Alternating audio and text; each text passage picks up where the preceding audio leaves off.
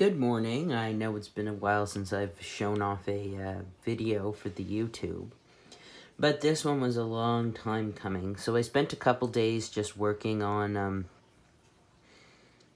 pages of the comic, and I decided that I wanted to start first making my an advertisement for the comic. So there's this game that's out currently that's really popular called Friday Night Funkin', and it's like a rhythm-based game, and it a lot of people are making their own versions of the game or their own artwork. So I found that interesting, and when I did my business course, when I talked about wanting to do advertising, it would be, fan art is a really great way to get people to notice your art, because if you're making your own character, people aren't looking it up in the tags, but a lot of people are looking for Friday Night Funkin' right now. So I thought it would be cute to take the main character of the comic and just put him in the art style. So yeah, let me show off the character, and then I'll show a few things on how I attempt to copy the art style.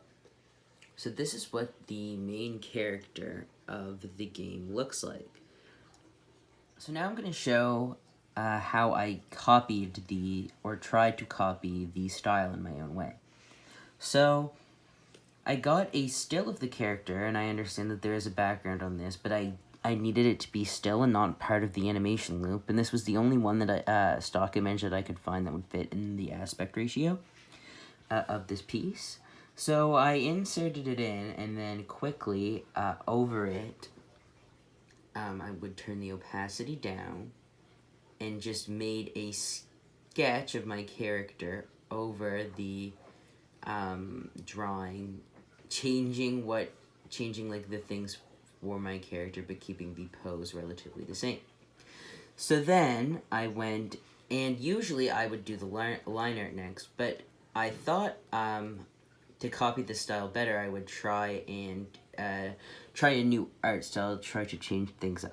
So I started off with taking the sketch, and then, sorry, that's the final line art, and putting each individual color over. So I went down, first, and I did the blue. And that would be me turning the opacity down on this, and then just sort of covering it over in the relative shapes. So I'll show you each individual one.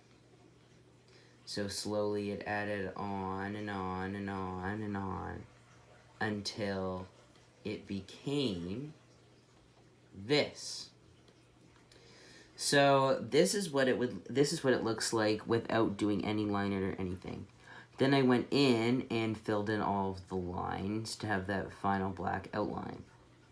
So this coloring style is different from the way I color, and I learned that all of the shading, instead of going directly down in these quadrants, instead of like, here's the light blue, right? I want a dark blue, so instead of going from the light blue, I'd go down into a dark blue. But they don't, this shading technique does not use that. So pay attention to the color of his skin. The way that the person that made this art shades is they took the original color and put it into a red. Everything here goes into a red version. They use a red tint to color or to shade. So the way that I went about doing that was, here's the shading. See how that is not necessarily a color I would be using in the comic, but it is a red version of the blue hue. So the way that I did that was I went in here and go into the red version, the purplish reddish version of that color, and then I will turn the opacity all the way down. That's how you get, like, this is obviously not I went with this color, but that is how you get the sort of off-color red shading that the original uses. And finally, you won't see a lot of... I use my design with circular lines, but that's because I wanted to include a bit of my style. All of this is extremely spiky. But the way that I'm getting the coloring to look like the original instead of the way that I like to shade is, as an example here, I will show you. So let's say I wanted to add all of this. So I wanted, my apologies, I have to turn the opacity back up. I wanted all of this to be shaded. Well, I'm on the wrong layer. I wanted all of this to be shaded. The way that the artist gets those lines to look so flat instead of circular like they are here is they will go around then afterwards with the eraser and sharpen up the edges.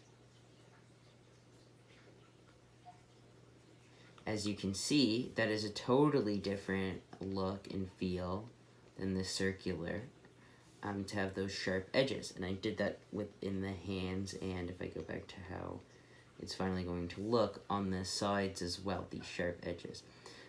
So that's how I'm imitating the style. And when the art is done, I'll show off what the final art piece looks like, and then it's going up on my Instagram. And here is the final product. It'll be up on Instagram.